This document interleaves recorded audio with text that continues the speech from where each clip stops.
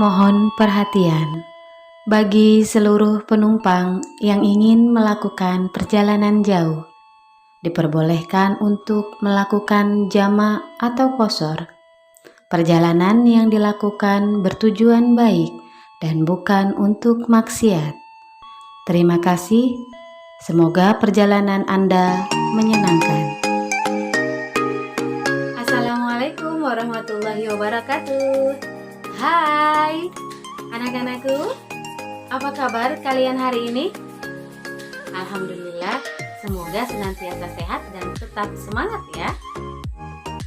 Anak-anakku, pernahkah kalian melakukan perjalanan jauh?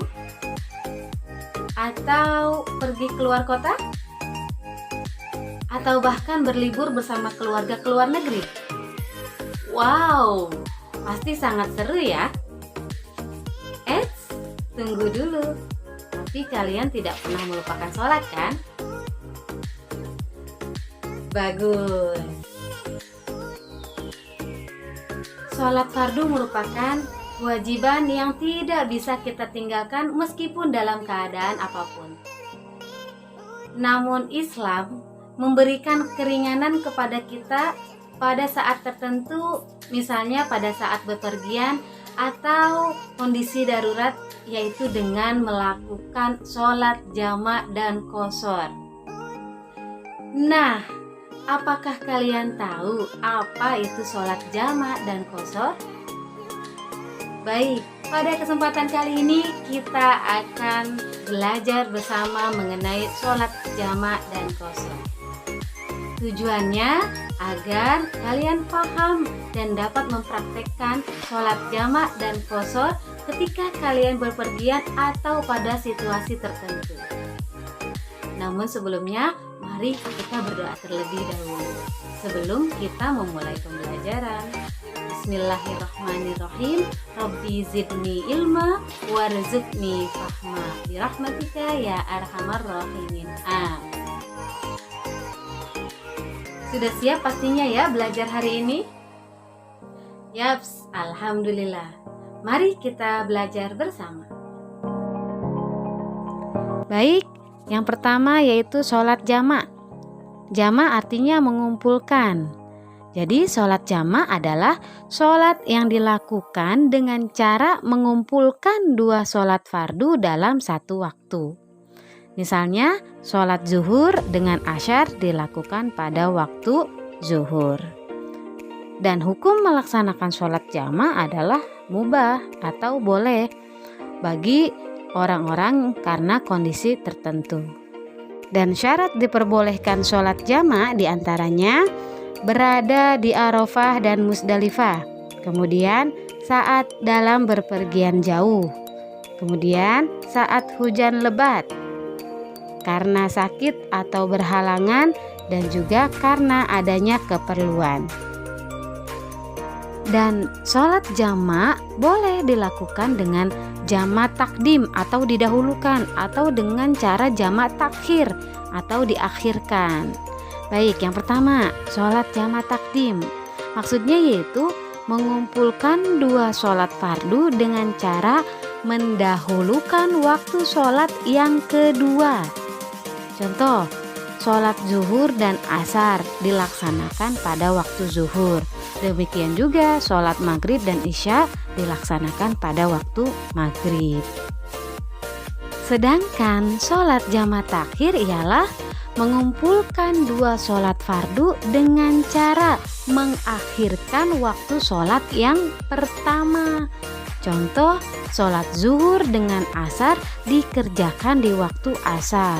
Demikian juga sholat maghrib dan isya dikerjakan pada waktu isya. Ingat, sholat yang boleh dijamak adalah sholat fardu yang bilangan rakaatnya lebih dari 2. Untuk jamak takdim, syarat sahnya yang pertama mendahulukan sholat yang pertama. Contoh zuhur sebelum asar atau maghrib sebelum isya. Yang kedua, berniat sholat jamak pada waktu melaksanakan sholat yang pertama. Dan yang ketiga, berturut-turut, tidak boleh disela dengan sholat sunnah atau perbuatan yang lain. Dan untuk jamak takhir, syaratnya yang pertama, berniat sholat jamak pada waktu sholat yang pertama. Yang kedua, masih dalam berpergian sampai datangnya waktu yang kedua. Untuk prakteknya, boleh dilakukan sendiri-sendiri atau secara berjamaah. Kemudian mengawalinya dengan 1 kali azan atau 2 kali iqomah. Yang ketiga, berniat sholat jamak pada waktu melaksanakan sholat yang pertama. Kemudian membaca bacaan sholat dan melaksanakan gerakan sholat sama seperti sholat yang biasa. Kemudian setelah salam pada sholat yang pertama dilanjutkan iqomah dan langsung melaksanakan sholat yang kedua tanpa ada sela untuk perbuatan yang lain termasuk sholat sunnah.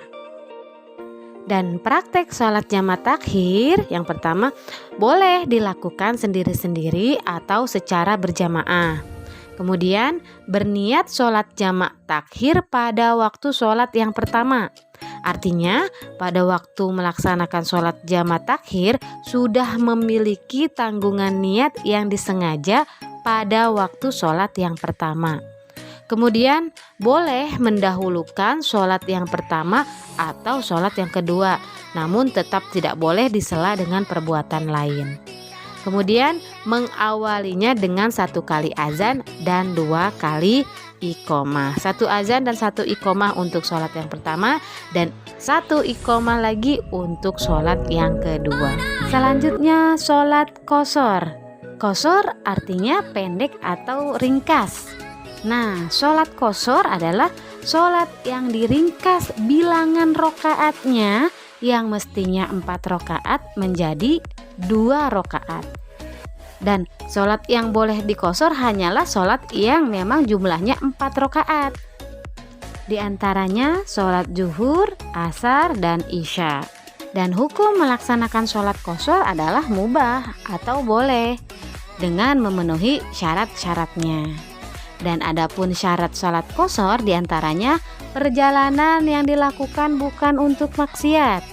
Kemudian jaraknya jauh sekurang-kurangnya 80,64 km. Sholat yang diqashar adalah sholat adaan atau tunai bukan sholat qadha. Dan berniat sholat qashar ketika takbiratul ihram. Orang yang dalam perjalanan juga diperbolehkan melakukan sholat dengan jamak dan qashar sekaligus, asalkan syarat-syaratnya terpenuhi. Sholat seperti ini disebut sholat jamak qashar, artinya mengumpulkan dan meringkas sholatnya sekaligus. Tata cara sholat jamak qashar sama seperti sholat jamak maupun sholat qashar, sehingga ada sholat jamak qashar yang takdim dan sholat jamak qashar yang takhir. Ingat, khusus untuk sholat maghrib tetap dilakukan dengan 3 rokaat. Sholat maghrib merupakan sholat yang bisa dijamak namun tidak bisa diqashar. Oleh karena itu, jika melakukan sholat jamak qashar antara sholat maghrib dan isya, sholat maghrib tetap 3 rokaat, baik mendahulukannya atau takdim maupun mengakhirkannya atau takhir. Baik, demikian tadi pembahasan kita tentang sholat jamak dan qashar. Semoga dapat dipahami dengan baik dan dapat dipraktekkan ketika kalian dalam perjalanan jauh atau pada kondisi tertentu. Sampai bertemu pada video pembelajaran selanjutnya. Ilal liqa ma'assalamah. Jazakumullah khairul jaza. Assalamualaikum warahmatullahi wabarakatuh.